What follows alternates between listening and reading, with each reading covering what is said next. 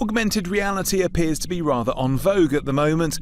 Apps like Snap and Pokemon Go have had the wow factor and put a smile on plenty of faces. But AR isn't new. In fact, it's far from it. You can thank L. Frank Baum, the writer of The Wizard of Oz, who came up with the concept of AR glasses back in 1901. Glasses which would position a letter on the forehead of people you meet to tell you more about their character. Sounds a bit creepy. The term augmented reality was coined by Boeing in 1990, but it was the invention of the smartphone that brought it to the masses, and this year some predict. What's set to make a big difference is a shift in how AR will be utilised. From a marketeer's perspective, I think AR historically has mostly been used around brand engagement applications, what we might call surprise and delight. Our sense is that while that is still important and will be a value part of the marketing mix, AR has potential to be more flexibly used in other areas. Brands are going to look to be more assistive to try and help people solve problems, provide some sort of service or utility. And AR we see is absolutely being a very strong technology for delivering what we would call more everyday utility, so tools that people might come back to time and time again. Apple and Google have already got developer kits in place to make it work for brands, and consumers have warmed up to AR through what's already available. IKEA allows you to see products in your own home, and Amazon is already expanding a similar idea for some of its products. AR also has the ability to pump new life into long-standing products like Pez. Post-purchase play is just one point at which AR could be increasingly useful in the marketing funnel.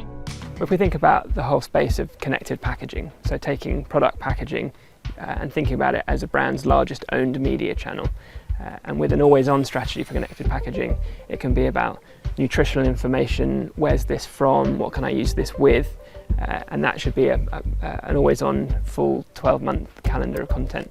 But then we want to see, and we are seeing, spikes of maybe it's a World Cup association and there's a football game that comes from it, or there's something around Christmas, and starting to build out that calendar of content. And we think at the post-purchase area where people can get more out of a product by scanning it and having some kind of experience, maybe instructions about how to use it properly, maybe some sort of recipe advice, how to get the most out of a food product, let's say.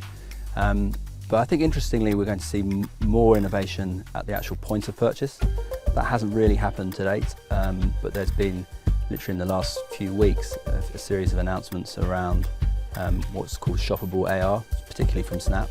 But the idea that you might have an experience where you're evaluating options and then be able to go straight through to purchase. We see a lot of potential there for brands for AR. One key feature of AR is that it's highly measurable on a number of levels. We can see exactly how many people have engaged with what part of the content they've engaged, what they went on to do in which country. So it's completely accountable and all about meeting commercial and marketing objectives. And any campaign planning should start with, why are we doing this? We absolutely advise against it being an innovation tick box or a mobile strategy tick box.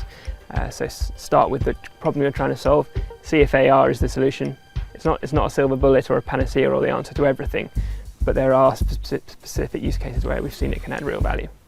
Insight measured brain activity within a group of volunteers, comparing AR and non-AR engagement across 6 tasks. It included sites like IKEA and BBC's recent Civilizations programme. The brighter colours on the right show higher levels of brain activity. So what we found was that looking at brain response, AR elicited really high levels of activity in lots of different areas of the brain. Essentially people were finding it exciting, interesting, surprising. We looked specifically at a number of metrics, so we found that memory response was about 70% higher when people were doing the AR tests. The emotional intensity was a lot higher, and visual attention, so the extent to which their eyes were engaged by what they were doing, was almost double. But is there a strong correlation between AR use and brand engagement for marketers? One of the things we look at is a measure called engagement, which is a sense of personal relevance. So that's the extent to which people are identifying with the thing that they're seeing and hearing. And along with the other metrics that we saw, this personal relevance measure was much stronger for AR. So it's suggesting that, again, it's not just a transient experience, it's not just something that's conveying information, but it's actually making people feel closer to the product that they're dealing with and relating to it at a more individual level going forward. So what advice do our three experts have for brands thinking about using AR? I think one of the areas that they really should be focusing on is around how they can maximise their owned assets, because AR ultimately is about adding layers to something physical. And so many brands will have physical real estate. If they're retailers, if they've got car showrooms, they'll have potentially their physical product itself, they'll have packaging, they may have their own app already installed. All of these are touch points that can be added to which extra connectivity and layers of content can be added to make them a richer, more immersive experience than they are currently. I think it's got a role at various points in the marketing funnel. It can influence people at the point where they're just creating new perceptions about something, so you can add new associations with a brand or product by delivering a more vital, more exciting experience. But it can also help to drive more loyalty with a product. If people are using a product and getting a great experience from it, then that's creating memory structures in the brain, that's creating associations that will make them more loyal, more likely to adhere to that particular brand.